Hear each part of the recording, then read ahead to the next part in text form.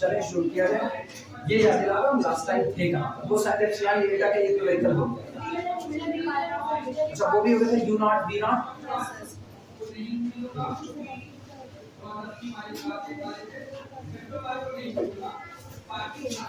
चलो उसी के आगे बढ़ते हैं। यही हुआ होगा। Suppose that function f of z is equal to u of xy plus iota v of xy, z0 point था x not plus iota y not and capital L complex number था u not plus i v not. कहा गया था limit of the function fz is equal to L होगी तब as z approaches to the z naught if and only limit of u of xy is equal to u naught and v of xy is equal to v naught as xy approaches to x naught y naught। दोनों का एक problem था।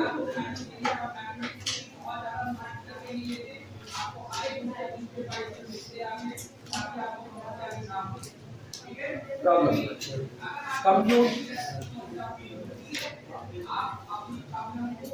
compute limit z tending to the 1 plus iota z square plus iota। ये दिया। अच्छा सोचो अगर ऐसे देखिए लिमिट निकालिए, एप्सिलॉन डेल्टा क्यों इनकन्वीनियंट है? इसीलिए ना जब आपको पता है कि फला की लिमिट फला आनी है, जैसे लास्ट न्यूमेरिकल वर्क जहां एप्सिलॉन डेल्टा अप्लाई किए थे वहां कहा दिखाइए इस फंक्शन की लिमिट इतनी आएगी, तो हम दोनों के बीच का डिफरेंस लेस देन एप्सिलॉन लेकर के चल दिए, डेल्टा एग्जिस्ट करा दिए। क्या आज ऐसा कुछ दिया गया है? तो क्या लेकर के चलोगे कि इसका और किसका डिफरेंस लेस देन एप्सिलॉन मानोगे? अब नहीं पता, तब एप्सिलॉन डेल्टा इनकन्वीनियंट हो जाता है, वो बहुत ज्यादा उपयुक्त आपका नहीं। यहाँ से शुरुआत करेंगे और यहाँ से बस मेरा एक काम होगा। सबसे पहला वो पहचानो जो अभी भी थ्योरी में लिखा गया, फंक्शन f ऑफ z पहचान लेते हैं। मेरे पास फंक्शन f ऑफ z है z स्क्वायर प्लस कितना, ये हो गया। लेकिन हमको जो दिया गया है, जो हमारे पास थ्योरम मौजूद है u नॉट और v नॉट वाले टर्म में लिमिट को दिखाने की, वो है function f of z can be written as u is the function of xy plus iota, imaginary part v is the function of xy। तो हमको एक काम करना पड़ेगा, अपने फंक्शन f ऑफ z को ले जाना पड़ेगा इसके फॉर्म में। इसके फॉर्म में ले जाने का मतलब z स्क्वायर को ओपन करो, रियल पार्ट अलग करो, इमेजिनरी पार्ट अलग करो। रियल पार्ट आपका कौन बनेगा? u ऑफ xy बनेगा। इमेजिनरी पार्ट कौन बनेगा? v of xy। ये तो पहचान इतनी हुई। पॉइंट देखना, z अप्रोचेस टू द कितना, z0 ये था। मेरे केस में कहां पर था? मेरे केस में xy approaches to the x not comma y not. इसका मतलब z नॉट जो आपको पॉइंट दिया गया है वो कौन है? 1 प्लस आयोटा, ये रहा। इसमें तुमको पहचानना होगा x नॉट कौन होगा और y नॉट कौन होगा, और उसके बाद थ्योरम को अप्लाई किया जाएगा। क्लियर है ये बातें? चलो अप्लाई करते हैं।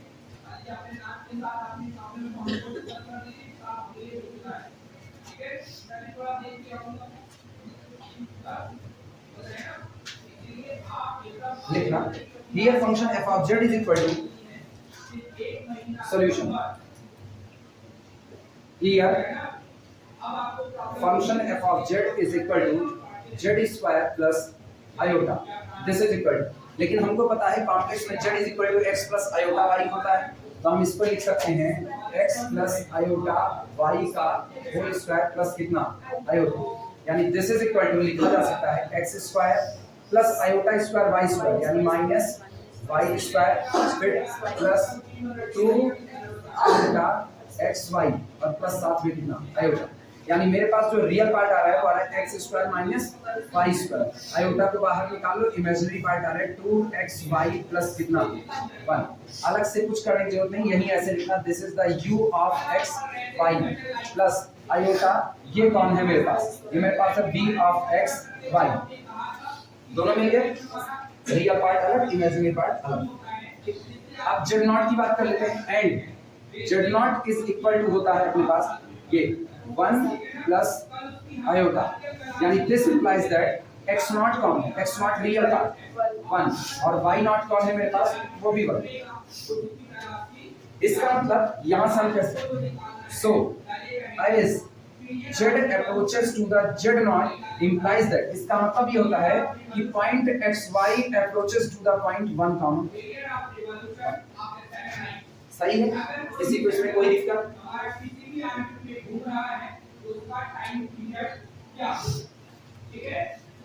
ठीक। अब मेरे पास ना बस एक काम बचा है, u0 v0 को कैलकुलेट करना। एक बार हमको u0 v0 पे लिया ना तो मेरी लिमिट होगी u0 plus iota v0। Theorem ऊपर हम लोग लिख ही चुके हैं, नोट करो आगे बढ़ते हैं। ठीक हो, now we compute, now we compute u0 and v0। चल दोनों को कंप्यूट करते हैं। अच्छा हमको थोड़ा सा मिटाना पड़ेगा, हम इधर लिख देते हैं।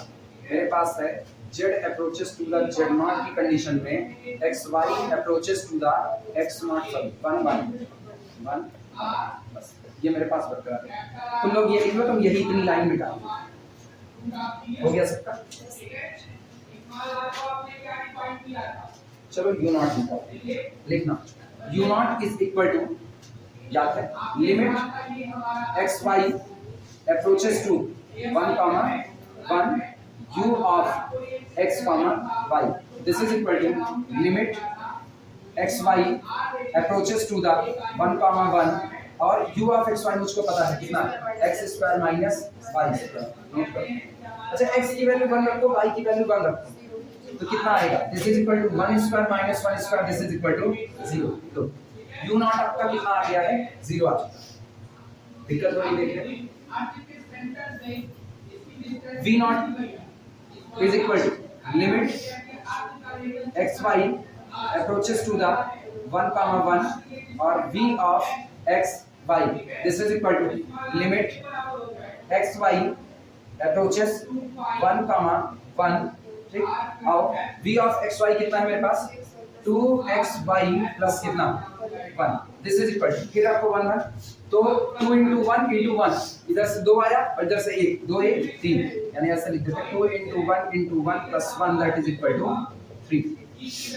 u0 0 आ रहा है, v0 आपका कितना आ रहा है, 3 आ रहा है। इसका मतलब therefore देखना limit capital L is equal to, final touch बाद में देंगे, अभी लिख रहे हैं limit capital L is equal to, हमको पता है u0 plus iota v0 is equal to, u0 कितना है 0, तो केवल और केवल क्या 3 आयोटा है कि नहीं, यानी ऊपर जो फंक्शन दिया गया इसकी लिमिट सिर्फ और सिर्फ कितनी होगी 3।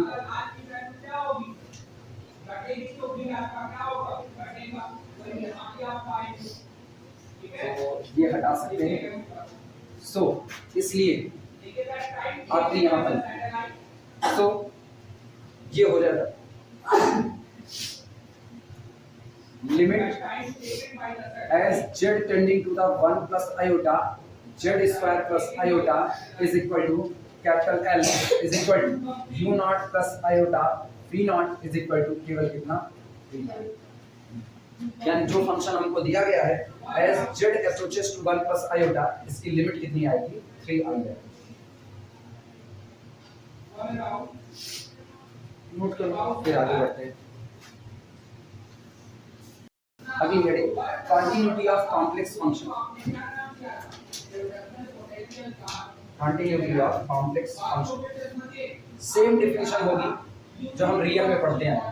रियल में कंटिन्यूटी की डेफिनेशन अगर याद हो तो हम कहते थे कि किसी पर्टिकुलर पॉइंट पर, ध्यान देना, किसी पर्टिकुलर पॉइंट पर मेरा दिया गया फंक्शन कॉन्टिन्यूअस है या नहीं है, यही बात चेक करना होता है। वहाँ कॉन्टिन्यूटी का मतलब होता है कि आपका ग्राफ टूटा हुआ है कि नहीं है, ये पता है। अगर पर्टिकुलर किसी पॉइंट पर आपका ग्राफ टूटा हुआ है तो आपका फंक्शन कॉन्टिन्यूअस नहीं होगा, और अगर किसी पर्टिकुलर पॉइंट पर आपका ग्राफ टूटा हुआ नहीं है तो आपका फंक्शन उस पॉइंट पर कैसा होगा, कॉन्टिन्यूअस। और मेरा तरीका क्या होता था, हम कहते थे फंक्शन लेफ्ट साइड से अप्रोच करे किसकी तरफ, इस दिए गए पॉइंट की तरफ, तब फंक्शन की जो लिमिट निकल करके आए that's called the left hand limit, LHL बोलते थे, ठीक, लेफ्ट हैंड लिमिट। और फिर फंक्शन राइट साइड से अप्रोच करे किसकी तरफ, दिए गए पॉइंट की तरफ जिस पर आपको कंटिन्यूटी चेक करनी है, इसको बोलते थे राइट हैंड लिमिट। पहली शर्त तो ये होती थी ये दोनों आपस में कैसे आने चाहिए, बराबर आने चाहिए। और value of the function at that point भी इनके कैसी आनी चाहिए, बराबर। अगर ये तीनों quantity left hand limit, right hand limit और value of the function at that point आपस में बराबर आते थे, हम कहते थे मेरा दिया गया फंक्शन पर्टिकुलर पॉइंट x पर कैसा होगा, कॉन्टिन्यूअस। यही कहते आए थे। अब बारी आ रही है कॉम्प्लेक्स की। लैंग्वेज लिखना, सेम बातें होंगी, सेम बात। अगर आपको कहना है ना कि पर्टिकुलर किसी पॉइंट z नॉट पर आपका फंक्शन कॉन्टिन्यूअस है या नहीं है, तो आप z नॉट पर लिमिट निकालो। लिमिट ऑफ द फंक्शन और value of the function at that point दोनों आपस में कैसे आने चाहिए, एक बराबर। लेकिन अब याद करो, हम लेफ्ट हैंड और राइट हैंड लिमिट की बात नहीं करेंगे, क्योंकि कॉम्प्लेक्स में लिमिट का किस्सा बहुत उल्टा है। कॉम्प्लेक्स में लिमिट का किस्सा पाथ इंडिपेंडेंट आना चाहिए। तो आप किसी भी रास्ते z नॉट से होकर के गुजरने वाले कुल कितने कर्व होते हैं, इनफाइनाइट। किसी भी रास्ते से आप z नॉट को अप्रोच करो, आपकी जो लिमिट निकल करके आ रही है वो लिमिट और value of the function eight point z0, अगर ये दोनों आपस में बराबर आता है तो आपका फंक्शन कॉम्प्लेक्स की दुनिया में कैसा रहेगा, कॉन्टिन्यूअस। और अगर एक भी पाथ की लिमिट डिफरेंट आ गई, बाकी सब की सेम आती रहे, value of the function same आए, लेकिन एक पाथ के अकॉर्डिंग चली गई, लिमिट डिफरेंट आ गई, क्या ये कभी कॉन्टिन्यूअस हो पाएगा, नहीं हो पाएगा। लिखना इसी बात को। A complex function f of z, language है बोल रहा है लिखना। A complex function f of z, a complex function f of z is continuous. A complex function f of z is continuous at a point z0. A continuous function, a complex function f of z is continuous at a point z0, z naught, if the limit of f, if the limit of यही function f, if the limit of function f, if the limit of function f as z approaches z naught, छूटेगा तो बताना, पूरा बोला गया है। A complex function f of z is continuous at a point z naught if the limit of function f as z approaches z naught exist। पहली बात तो जब z अप्रोच कर रहा है z नॉट पर तो लिमिट एग्जिस्ट करनी चाहिए। और ये याद रखना, हम बार बार कह रहे हैं, जब हम कॉम्प्लेक्स में कहें लिमिट एग्जिस्ट करती है तो इसका मतलब वो लिमिट पाथ पर डिपेंड नहीं होनी चाहिए। जितने रास्ते जा रहे हैं इनफाइनाइट कर्व गुजरेंगे z नॉट से, हर एक के अकॉर्डिंग आप चलो, आप z नॉट को अप्रोच करो, लिमिट हर बार कैसी आनी चाहिए, एक बराबर आनी चाहिए। तभी आप कहोगे कि कॉम्प्लेक्स की दुनिया में लिमिट एग्जिस्ट करती है। तो इसीलिए तो तरीके हैं, इसीलिए तो लिमिट कैसे निकाली जा रही है, इफ एंड ओनली इफ की कंडीशन से, एप्सिलॉन डेल्टा से निकाली जाएगी। हर एक का चेक नहीं किया जा सकता। इनफाइनाइट कर्व ना, अगर सोचो z नॉट से गुजरने वाले कितने कर्व, इनफाइनाइट, और अगर हम ये कह दिया हमने सारे कर्व के लॉन्ग चेक कर लिया, क्या वास्तविकता में वो कर्व इनफाइनाइट रह गए, इंफिनिटी तक तो कोई पहुंच भी नहीं सकता। तो इसका मतलब कहा ये जा रहा है यहाँ कंडीशन टाइट है, कॉम्प्लेक्स में कंडीशन रियल से ज्यादा टाइट होती है। कॉम्प्लेक्स केवल कहता है लेफ्ट हैंड राइट हैंड निकाल के मामला खत्म करो, ये कहता है आप पाथ इंडिपेंडेंट होने चाहिए।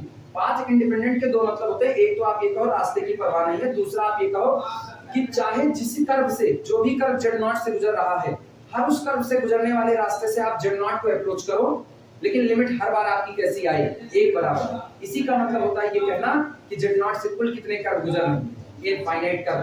लेकिन आप इनफाइनाइट कर्व के लॉन्ग चेक नहीं कर सकते, तो आपको रास्ता कौन मिलता है, ये वाला जो अभी किए हुए ना, लिमिट निकालने का रास्ता ये है। कंटिन्यूटी चेक करने के लिए भाई देख लेते हैं value of the function at that point. पहले तो ये लिमिट निकालो, जैसे निकली है लिमिट आ जाए तो value of the function at that point निकालो। अगर ये दोनों आपस में बराबर आ गए तो कंटीन्यूअस है, अदरवाइज नहीं होगा। क्लियर है, लिखना। अब कहां तक पहुंचे, limit of the f as z approaches z naught exists and is the same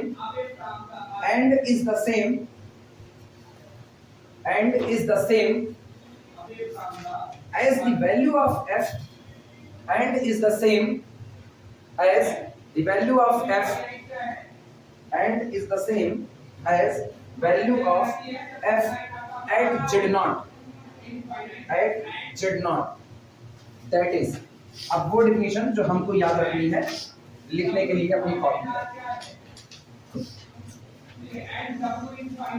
घेरा मार देना बाद में, इस डेफिनेशन को लिखे जो आप लिख रहे हैं, लिखना A complex function f, a complex function real की दुनिया का एग्जिस्ट करना जितना अपनी दुनिया को बदला हुआ है, कॉम्प्लेक्स के एग्जिस्ट करने पर वो बदलाव और बढ़ते हैं। कॉम्प्लेक्स फंक्शन के आने के बाद ना चीजें बहुत ज्यादा, कई चीजें बहुत आसान हुई हैं। अब कह सकते हो ना कॉम्प्लेक्स हम लोग कहते हैं ना कॉम्प्लेक्स में real part imaginary part, complex को लोग कहते हैं सम्मिश्र संख्या है जिसमें एक होता है प्योरली इमेजिनरी, एग्जिस्ट ही नहीं करेगा। नहीं, आपकी रियल लाइफ में भी कॉम्प्लेक्स भुला मिला है। तुम कॉम्प्लेक्स से चाय करके भी पीछा नहीं छुड़ा सकते हो कि तुम ये कह दो कॉम्प्लेक्स की कोई महत्ता नहीं है, केवल किताब में लिखा जाता है x + i i। साइंस जितना तरक्की किया ना, ये कॉम्प्लेक्स ना पढ़ा होता तो साइंस शायद ये इतनी तरक्की है। रियल के जिनमें साइंस पढ़ा है, ऐसा नहीं कि रियल के आने से साइंस नहीं बढ़ा, अप्लाइड पोर्शन में भी साइंस को बढ़ाया है, लेकिन अप्लाइड पोर्शन में भी कई चीजों को डील करने के लिए कॉम्प्लेक्स आता है। तो कॉम्प्लेक्स की महत्ता को कम नहीं किया जा सकता, इसीलिए कॉम्प्लेक्स की कंडीशंस भी टाइट लगती हैं। लेकिन ये है कॉम्प्लेक्स रियल से ज्यादा आसान, ये वास्तविकता है। कॉम्प्लेक्स रियल से ज्यादा आसान। A complex function f is continuous, a complex function f is continuous at a point z0 if यदि limit of the function fz कब as z approaches to z0 बराबर हो value of the function at z0। इतनी ही definition है continuity. जो बातें वहां theoretically लिखी गई हैं वो बात यहां मैथमेटिकली लिखी गई। कोई कॉम्प्लेक्स फंक्शन f कॉन्टिन्यूअस कहा जाएगा अगर value of the function f at the point z0 बराबर हो limit of the function fz कब as z approaches to the z0। जब हम ये बात लिखते हैं ना, ये कॉम्प्लेक्स में जब हम ये बात लिखते हैं तो इसका मतलब हम सीधे सीधे कहते हैं ये लिमिट कैसी होनी चाहिए, 5। हम इस बात को इतनी बार दोहरा रहे हैं कि तुम्हारे दिमाग में बैठ जाए कॉम्प्लेक्स और रियल की लिमिट के बीच का फर्क। अदरवाइज ना लास्ट तक चूंकि डेफिनेशन एक जैसी नजर आती है, तो ये डेफिनेशन तो हम मान लेते हैं limit of the function exist करे और value of the function at that point के बराबर हो। मतलब इसी को रियल में लिखना हो तो हम सीधे लिखेंगे limit as x tending to the x0 f of x is equal to f of x0, सीधे लिख देते हैं। तो रियल और कॉम्प्लेक्स के बीच में ना फर्क अंदर खाने में, बाहर नहीं है। बाहर जो आप रियल लिखते हो वही आप कॉम्प्लेक्स में। अब सुनो, ये तो एक बात हुई जो आप ऐसा नहीं, एक होता है epsilon delta definition of continuity. जब epsilon delta definition of limit है तो epsilon delta definition of continuity बनता है। आपका फंक्शन कब कंटीन्यूअस होगा? आपका फंक्शन तभी कंटीन्यूअस हो सकता है ना जिस पॉइंट पर कंटीन्यूटी मान ले उसके जस्ट बगल में फंक्शन चला आए और इतना नजदीक चलाए कि दोनों के बीच का अंतर ही खत्म होना चालू हो जाए, लेस देन एप्सिलॉन हो जाए। अगर तुमको रियल की दुनिया में समझाएं तो रियल की दुनिया में जैसे मान लो ये व्हाइट बोर्ड सामने है, व्हाइट बोर्ड ठीक है। अभी इस व्हाइट बोर्ड पे अगर हम तुमसे कहें कि इस व्हाइट बोर्ड पे यहाँ ये जगह जो नजर आ रही है और ये जगह नजर आ रही है, दोनों के कलर के बीच में डिफरेंस बताओ, क्या दोनों के कलर के बीच में कोई डिफरेंस बता सकते हो? नहीं बता सकते, पॉसिबल नहीं। लेकिन डिफरेंस तो हो सकता है, हुआ ही। या और भी छोड़ो, एक दीवार होती है, घर में सबके दीवार बनी ठीक है, घर में सबके दीवार है और जब दीवार सबके घर में है तो उस दीवार को कभी देखो, क्या तुम उस दीवार के आर पार देख पाते हो? नहीं देख पाते। अगर देख पाते तो उस दीवार में डिसकंटिन्यूटी आ गई थी कि नहीं? तुमको लगता है वो दीवार कंटीन्यूअस है, तुमको ऐसा फील आता है वो दीवार कंटीन्यूअस है, लेकिन कभी उस दीवार पे पानी डालो, जब उस दीवार पे पानी डालोगे तो पानी अंदर चला जाता है कि नहीं? अच्छा छोड़ो, गंदा एग्जाम्पल, पानी तो सोख लिया या फिर भार बन के उड़ जाएगा, कई लोग ये सोचेंगे ऐसा। कुछ कोई तो एग्जाम्पल उठाया जाए।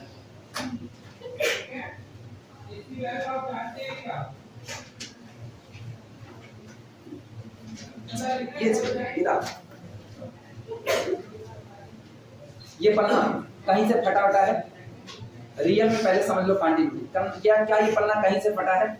नहीं फटा है।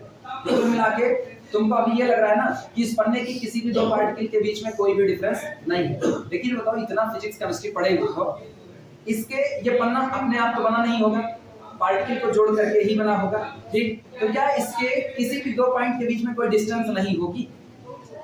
जिससे ये बना हुआ है, जिस भी चीज से ये बना हुआ, क्या उनके बीच में कोई डिस्टेंस नहीं होगी? और छोड़ो, पार्ले बिस्किट खाते ही ना, अब छोड़ो, अब आ जाओ सबसे सस्ता वाला। पार्ले बिस्किट खाते हो, वो तुमको बिना टूटा हुआ दिखता है कि वो कॉन्टिन्यूअस है, लेकिन जब उसको डुबो पानी में तो उसमें से गुड गुड गुड गुड निकलता है कि नहीं, हवा के बुलबुले। इसका मतलब उसमें कहीं तो जगह है जो उसमें हवा पड़ी हुई है, यानी उसके दो पार्टिकल के बीच में डिफरेंस मौजूद है। वो डिफरेंस आंख से भले ना नजर आए, मतलब वो डिफरेंस इतना कम हो गया है, लेस देन एप्सिलॉन हो गया, कि तुम कह रहे हो कि वो बिस्किट कॉन्टिन्यूअस है, जबकि वो बिस्किट कॉन्टिन्यूअस नहीं है। उसके हर एक के बीच में छोटे छोटे होल है कि नहीं। यही हाल तो दीवार का है। दीवार सीमेंट, मोरन, ईटा, बालू सबसे बनती है, ईंट भी बनती है, तो ईंट के भी पार्टिकल के बीच में डिफरेंस होता है कि नहीं होता। ईंट को उठा करके पानी में डुबो दो तो पानी के बुलबुले निकलते हैं कि नहीं निकलते। लेकिन सोचो तुमके तो ईंट टूटी हुई नहीं है, कटी फटी नहीं है, क्यों? उनके दो पार्टिकल के बीच में जो डिफरेंस है वो इतना कम है कि लेस देन कितना हो गया, epsilon. That's called the continuity. Continuity बस यही एक बात की डिमांडिंग कर रही है कि कोई भी चीज कॉन्टिन्यूअस है, इसका मतलब ये है कि उनके पार्टिकल के बीच में जो डिफरेंस है वो इतना कम, लेस देन एप्सिलॉन हो चुका है कि वो आपको आंख से नजर आने वाला नहीं। यही कॉन्टिन्यूटी है। एक दीवार जो तुमको नजर आती है ना, उसके हर दो सीमेंट के छोटे छोटे टुकड़े होते हैं ना, मोरन के टुकड़े होते हैं, उनके बीच में डिफरेंस होता है, लेकिन तुमको सामने से वो नजर नहीं आता। कॉन्टिन्यूटी कहो नहीं इस बात पे। तो एप्सिलॉन डेल्टा डिफरेंशियल इसी बात पे कहता है, कोई फंक्शन कॉन्टिन्यूअस है, इसका मतलब है f of z plus delta z less than कितना, एप्सिलॉन। दोनों के बीच का डिफरेंस लेस देन कितना हो गया है, एप्सिलॉन। तब आप कहते हो कि आपका फंक्शन कैसा है, कॉन्टिन्यूअस। चलिए लिखा जाए इस बात को। हेडिंग डाल देना, epsilon delta definition of continuity. Epsilon delta definition of continuity, heading डाल। Epsilon delta definition of continuity.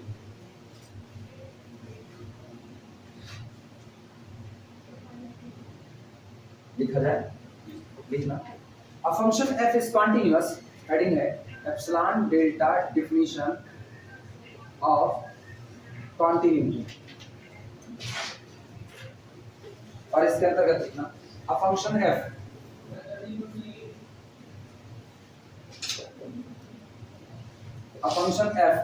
is continuous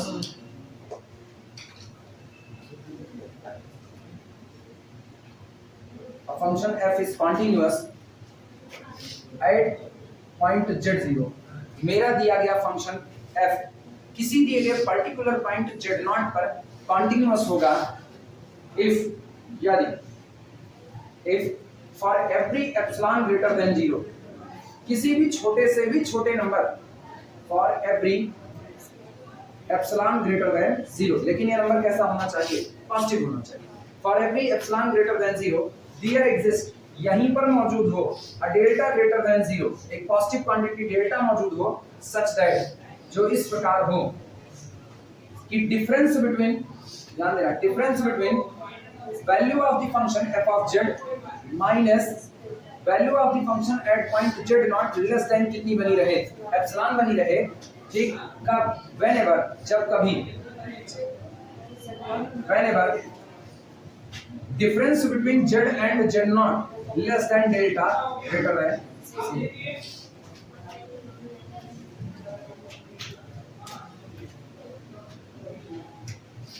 ये कहा जा रहा है कि अगर पॉइंट कौन है z0 और पॉइंट कौन है z, जब इनके बीच का जो डिफरेंस है, इनके बीच का डिफरेंस वो किसी क्वांटिटी डेल्टा से छोटा बना रहेगा, किसी क्वांटिटी डेल्टा से छोटा, उस दौरान f ऑफ z और f ऑफ z0, इन दोनों के बीच का डिफरेंस लेस देन कितना बना रहेगा, एप्सिलॉन। सोचो आप, इनके बीच का डिफरेंस लेस देन कितना बना रहे, डेल्टा, तो इनके भी बीच का डिफरेंस खत्म हो रहा है कि नहीं हो रहा है, और इतना कम हो रहा है। एप्सिलॉन कैसी क्वांटिटी है, छोटे से भी छोटी आर्बिट्री स्मॉल क्वांटिटी है, तो डिफरेंस उससे भी छोटा, यानी एक वक्त आएगा थकार भी कहेंगे f ऑफ z और f ऑफ z0 के बीच में हम कोई डिफरेंस खास नहीं पा रहे। जब आप खास डिफरेंस नहीं पाते हो तो आप क्या करते हो, फंक्शन कैसा, कॉन्टिन्यूअस है। यही तो बोलते हो, जैसे अपने सिर के बाल, अभी मेरा दर्द वहीं है ना, मेरे सिर के बाल झड़ रहे हैं, तो मेरा दर्द वहां है, इसलिए कॉन्टिन्यूटी वहां चली गई। अगर आपके सिर के जो बाल हैं, ये तो तय बात है कि बाल के बीच में गैपिंग तो होती है, दो बाल अलग अलग होते हैं, चिपके चिपके बाल तो नहीं निकलते हैं कि छुट्टा छुट्टा निकला हुआ, ठीक। उसके बाद भी आप कहते हो बड़े घने बाल हैं, मतलब कंटिन्यूटी बरकरार है। अब थोड़े बाल गिर गए कहीं से, यहाँ पर थोड़ा थोड़ा यहाँ आपका सर नजर आने लगा, तो आप तुरंत पता पा जाते हो कि इसके और बाकी के बीच का अंतर ग्रेटर देन एप्सिलॉन हो चुका है कि नहीं। वो जो अंतर बढ़ गया ना, इसीलिए आपको पता चल रहा है। अंतर पहले भी था लेकिन इतना कम था ना कि तुम उसको ख्याल नहीं करते थे, कहते थे मेरे बाल बड़े घने घने हैं, बचे हुए हैं, मतलब कंटिन्यूटी बरकरार है, कोई दिक्कत नहीं। लेकिन जैसे ही तुमको नजर आने लगा, तुमको ये पता चला डिसकंटिन्यूटी आ रही। डिसकंटिन्यूटी का मतलब होता है दोनों चीजों के बीच में फर्क का चले आना। अब जब भी चीजों के बीच में फर्क आएगा वो आंख से नजर आएंगे, और यही क्वांटिटी मैथमेटिक्स में लेस देन एप्सिलॉन नहीं नजर आता है तो वो कंटीन्यूअस है, नजर आता है तो वो कैसा है, डिसकंटीन्यूअस है। कोई टीचर बहुत अच्छा पढ़ाता है, तुमको उसकी कमी नहीं नजर आती, तो तुम्हारी नजर में कंटीन्यूअस है, डेली आ रहा है, तुमको पढ़ा रहा है, सारी चीजें अच्छी हैं, पॉजिटिव है। वही टीचर किसी गबन में फंस गया, किसी तगड़े क्राइम में फंस चुका है, अब उसका जो गुनाह छिपा पड़ा हुआ था वो उभर करके सामने आ गया, अब थोड़ा सा मन खटक जाता है। अच्छा, दिखने में तो बड़े सोझे नजर आ रहे थे, मैं एकदम पापिस्टिन, अब ये कहो, मतलब सीधा अपोज हो चुका है, डिसकंटिन्यूटी। क्यों? अब जहां तुम सोच रहे थे उसके और बगल वाले पॉइंट के बीच का अंतर ग्रेटर देन एप्सिलॉन हो चुका है। कंटिन्यूटी की यही समझ होती है। लोग एप्सिलॉन डेल्टा के बारे में ये नहीं समझ पाते हैं कि आखिर ये एप्सिलॉन क्या, ये डेल्टा क्या, कुछ नहीं, सब मैथमेटिकल, जाने दो, ये सब पूरी दुनिया में हुआ है। कंटिन्यूटी का केवल एक मतलब होता है, बस खाली जिस पॉइंट पर कंटिन्यूटी चाहते हो उसके नाइबरहुड वाले से अगर उसका डिफरेंस तुमको पता लगता है तो वो डिसकंटिन्यूअस है, और डिफरेंस नहीं पता लगता है तो वो कैसा होगा, कंटिन्यूअस। अपने ही घर में पेंट करो, अपने घर में पेंट करो, और उठाओ 4 खूंचा इधर मारो पेंट का, 4 उधर मारो, खच खच खच खच, हर दीवार पे जय झाड़ू जय ब्रश चलाए हुए सारे नजर आएंगे। आप तुरंत कहोगे यार कौन ब्रश मारा है इसका, जैसे लीप दिए हैं इधर उधर, डिसकंटिन्यूटी है। लेकिन सोचो जब आप पहली बार पेंट में ब्रश को डुबाते हो और निकाल दो, सबसे गाढ़ा हिस्सा तभी निकलता है कि नहीं, और उसके बाद आप चला रहे हो, तो जहां आप पहली बार चलाए हो ना वहां सबसे चटक रंग उतरेगा। उसके बाद आप बगल जाते हो ना तो रंग, अच्छा सोचो नीचे लगाए, लेकिन नीचे से ऊपर जाने में रंग की डेंसिटी कम होती गई, हल्का हुआ कि नहीं हुआ, लेकिन इतना हल्का हुआ, माइन्यूट हल्का, कि तुमको इन दोनों के बीच का फर्क पता नहीं चलेगा। इसलिए ये पूरा का पूरा क्या कहलाएगा, कंटीन्यूअस। लेकिन उसी को थोड़ी देर चलाते रहो, रंग खत्म हो रहा है, अब डिफरेंस बढ़ रहा है, ग्रेटर देन एप्सिलॉन हो रहा है, तो आगे चलाओगे हल्का रंग होगा, क्योंकि नहीं दोबारा डुबोने की नौबत आ चुकी। इसका मतलब अगर पूरी को आप एक कलर में नजर आ रहा है, आप देखो कोई बहुत अच्छी बिल्डिंग पेंट की गई है, तुमको लगता है कि सारे कलर एक बराबर हैं, कोई ऐसा थोड़ी मशीन और रोबोट से पेंट की गई है, आदमी तो पेंट किया है, सारे कलर तो एक बराबर वैसे भी नहीं है, याद सकती है, पॉसिबल नहीं। यही कॉसी सीक्वेंस बनता है, याद करो, जब सीक्वेंस पढ़ते हो तो यही कॉसी सीक्वेंस आता है। कॉसी भी तो यही कहते हैं, चलते चलते चलते चलते एक कंडीशन ऐसी आ गई कि nth टर्म और nth टर्म के बीच का अंतर लेस देन एप्सिलॉन, आपको फर्क ही नहीं नजर आया, या फर्क इतना कम हो गया कि है तो, लेकिन मेरी पहुंच से बाहर हो गया, हम नहीं पकड़ सकते, ऐसा सीक्वेंस कन्वर्ज कर जाएगा। और कैसा सीक्वेंस होगा, कॉसी सीक्वेंस। घर में बनने वाली दाल इसीलिए कॉसी सीक्वेंस है, जब शुरुआत करते हो दाल अलग है, पानी अलग है, हल्दी अलग है, सब अलग है, नमक अलग नजर आ रहा है, एक हाथ में नमक लेकर के डाल दिए वो अलग नजर आ रहा है, धीमे धीमे नमक घुलेगा, 1 सीटी 2 सीटी 3 सीटी होता है। अब तक जब शुरुआत की ना, शुरुआत में अगर चम्मच से निकालते तो सोचो हर जगह का टेस्ट अलग अलग, जहां नमक गिरा वहां बड़ा नमकीन पानी मिलता, पार्टनर से उठाते पानी का नमक कम होता, कहीं जहां हल्दी डाले वहां बड़ा एकदम जटपन वाला टेस्ट आता हल्दी का। लेकिन जब 3-4 सीटी मार दिया कुकर ने और उसके बाद दाल बन चुकी है, अब तुम चम्मच उठाओ, पूरे कुकर में चाहे जहां चम्मच, पूरे चाहे जहां पर आप चम्मच लगा दो और उसको लेकर के जीभ निकाल करके एक बार टेस्ट करो ना, अगर कहीं एक जगह का टेस्ट किया और नमक ज्यादा है तुम तुरंत कहोगे पूरी दाल का नमक ज्यादा है। टेस्ट तो एक जगह का किया है, पूरी कुकर की दाल पी करके बताओ टेस्ट नहीं, एक ही जगह पर टेस्ट किए, इसी को कहते हैं कॉसी सीक्वेंस। कि अब जितने टर्म हैं, सोचो इनफाइनाइट टर्म, हर बूंद निकालो इनफाइनाइट, लेकिन जितने टर्म हैं सबके बीच का अंतर लेस देन कितना हो गया, ऐसा कॉसी सीक्वेंस। क्लियर हुआ कुछ? कंटिन्यूटी का मतलब यही होता है, लेस देन एप्सिलॉन का मतलब यही होता है कि दो पर्टिकुलर पॉइंट के बीच का अंतर लेस देन कितना बन गया, एप्सिलॉन। तो लेस देन एप्सिलॉन हो गया मतलब आप अंतर नहीं बता सकते हो कितना है, छोटे से भी छोटा कम से कम है, इसलिए एट दैट पॉइंट आपका फंक्शन कैसा है, कंटीन्यूअस। यही एप्सिलॉन डेल्टा डिफरेंशियल। चले आगे, थोड़ा बहुत 2-4% समझ आया होगा तो ठीक है, नहीं आया होगा फिर धीमे धीमे वक्त के ऊपर छोड़ दिया जाता है सारी चीजें।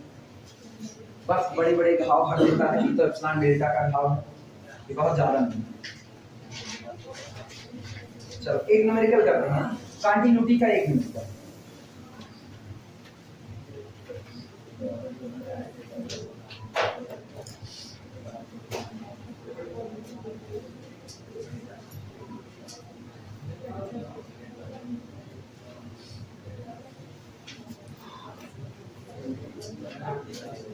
लिखना problem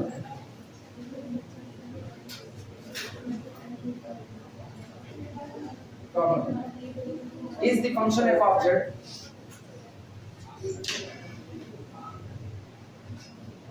is the function f of z is equal to 3z to the power 4 3z to the power 4 minus 2z to the power 3 plus 8z square minus 2z plus 5 whole divided by z minus iota continuous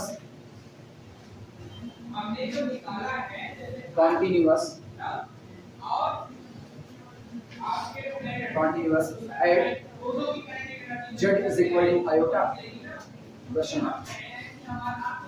एक function दिया गया है f of z is equal to 3z to the power 4 minus 2z cube plus 8z square minus 2z plus 5 upon z minus l।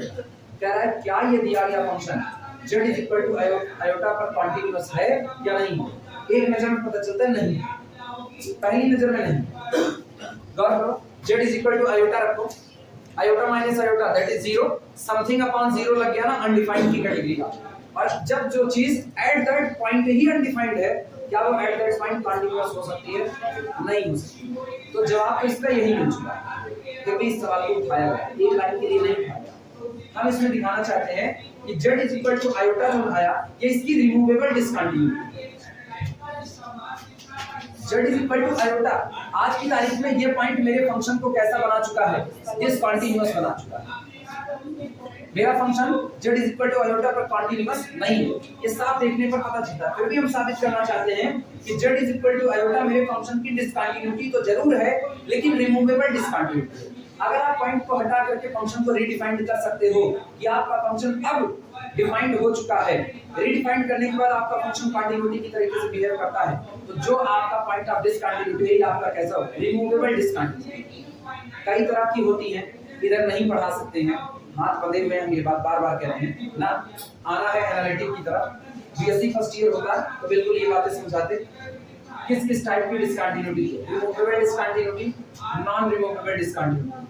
दो type basically आते हैं, एक जिसको आप रिमूव कर सकते हो, दूसरा जिसको आप नहीं कर सकते हो। कंटिन्यूटी जो आती है ना, एक आती है जंप, नाम सुने हो कि हम ना बोले जंप? नहीं बोलेंगे, मैं कंफ्यूज नहीं बोलेंगे। मतलब बहुत सारी चीजें तो लोगों से छूटी हुई है बीएससी फर्स्ट ईयर से। कंटिन्यूटी था ना फर्स्ट ईयर में, कैलकुलस उसी में तो फर्स्ट ईयर में, तो कंटिन्यूटी उधर मिल रहा। एप्सिलॉन डेल्टा एक्चुअली ना, epsilon delta definition of limit, epsilon delta definition of continuity, epsilon delta definition of differentiability, ये बीएससी फर्स्ट ईयर का है। ये वहीं पढ़ा, Rolle's theorem, Lagrange theorem, mean value theorem, ये सारे उधर के। और ये सारे पढ़ने से पहले इनको पढ़ना था, हम नहीं बोलेंगे। फिर कभी जब हम लोग कभी यहाँ से हट करके मुलाकात करेंगे, बीएससी से हट कर ना, तब फिर इसकी चर्चा। सॉल्यूशन आओ चलो शुरुआत लिखना। Clearly F of Z, clearly function F of Z is not defined. Math का ये सबसे बड़ा पंगा होता है, एक शब्द बोलो उसके साथ कई जुड़े होते हैं, और एक बेचारा खुल गया क्लास दिमाग ना हो गई। Clearly F of Z is not defined. अच्छा, मैथ का नहीं, हर सब्जेक्ट का पंगा। At Z is equal to iota. इतिहास में भी चर्चा बोल तो बस इनकी लड़ाई उनसे हुई, उनकी लड़ाई उनसे हुई, वो शादी उनसे किया, वो शादी उनसे किया, चल गया।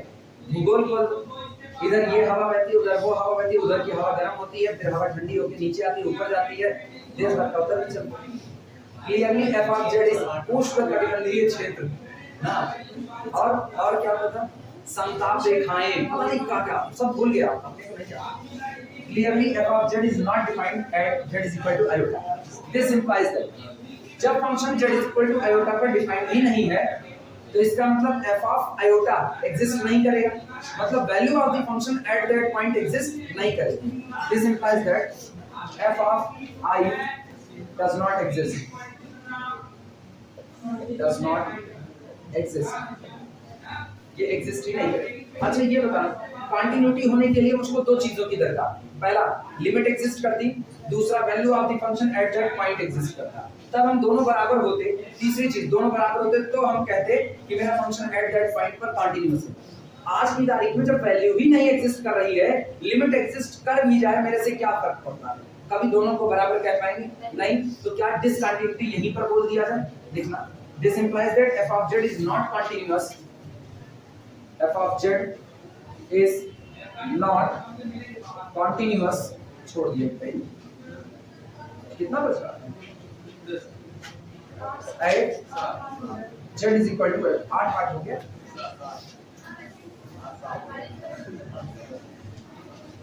कोई नहीं।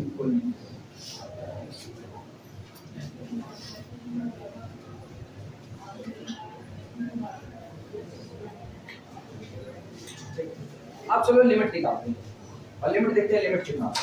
लिखना आल्सो लिमिट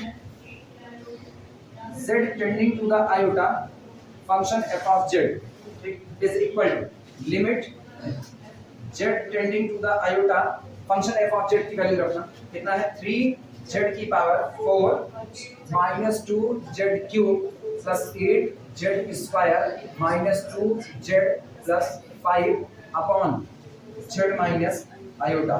नाम देना इसे इक्वेशन नंबर 1।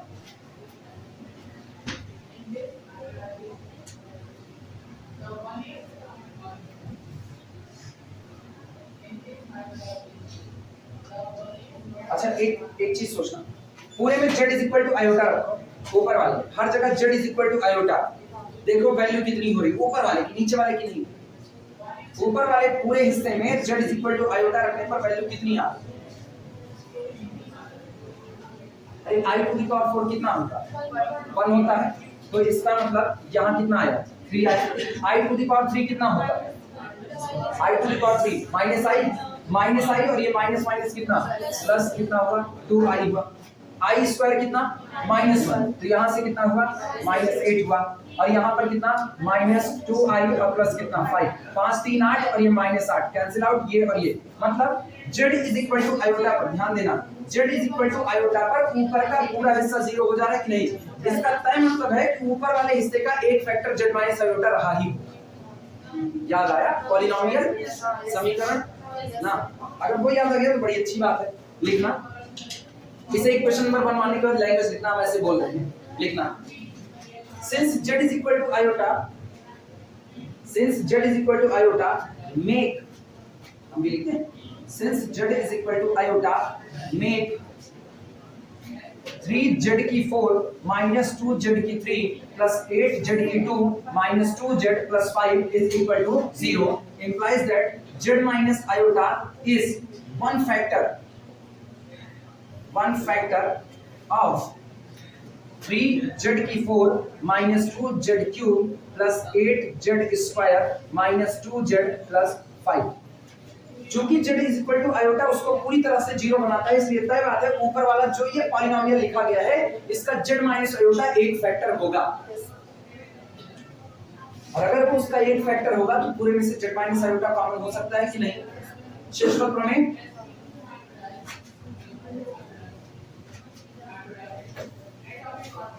अच्छा,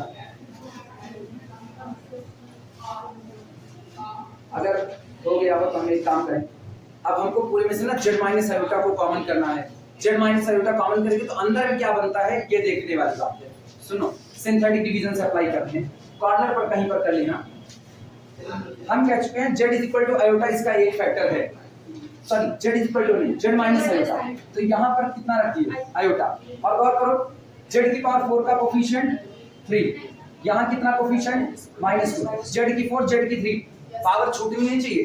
अगर 3 के बाद 2 ना होता तो हम 0 रखते। यहाँ कितना आया?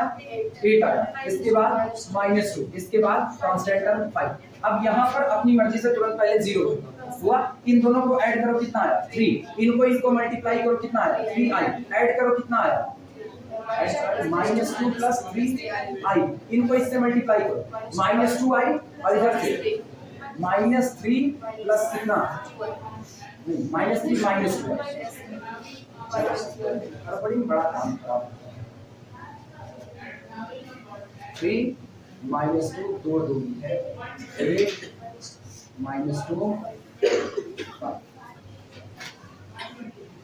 इधर 0 3 आया 3 1 के 3 आयोटा, तो यहाँ अपने पास आ रहा है -2 + 3 आयोटा, इनको मल्टीप्लाई करें तो -2 आयोटा और इधर से कितना हुआ -3 -2 आयोटा, ऐड किया जाए कितना आएगा 5 -2 आयोटा, मल्टीप्लाई करें तो i² +2 और फिर कितना +5 आयोटा +5 आयोटा, ये कितना होगा 5 आयोटा -5, बस सही है, ये 0 आ जाए लास्ट वाला आपका सारा प्रोसेस। अब सोचो, अब मेरे पास क्या आया, मेरे पास आया therefore, हम इसी इक्वेशन 1 को लिखते हैं, इक्वेशन 1 becomes,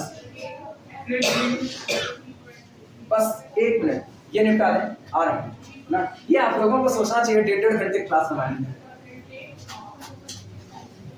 अब चुप नहीं बनाना।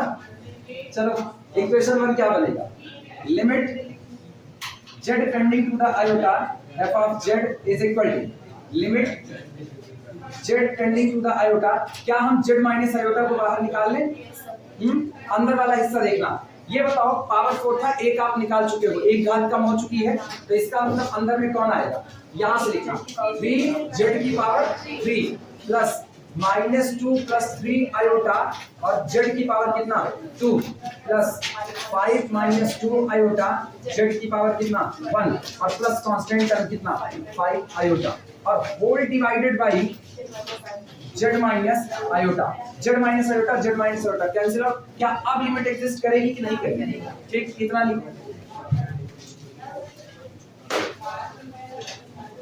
और तुमको एक काम अब करना है, सुनो क्या करना है, एक काम करना है, दो काम सुनो, पूरे में z is equal to iota रख देना, मेरे ख्याल से अब तो अनडिफाइंड नहीं होगा, जब अनडिफाइंड नहीं होगा सिंथेटिक डिवीजन लगाने के बाद इतना सब कुछ तालमेल हुआ, ये और ये कैंसिल आउट हुआ और z is equal to iota रखने पर अब लिमिट एग्जिस्ट कर जाएगी, लिमिट अब की बार एग्जिस्ट कर गई, तो इसका मतलब z is equal to iota, इसके लिए कैसा हुआ, रिमूवेबल डिसकंटिन्यूटी, एक ऐसी डिसकंटिन्यूटी जिसको आप रिमूव कर सकते हो, ठीक, इतने के आगे वाले लिमिट निकाल लेना, बाकी बातें कर सकते, ठीक, फिलहाल इसी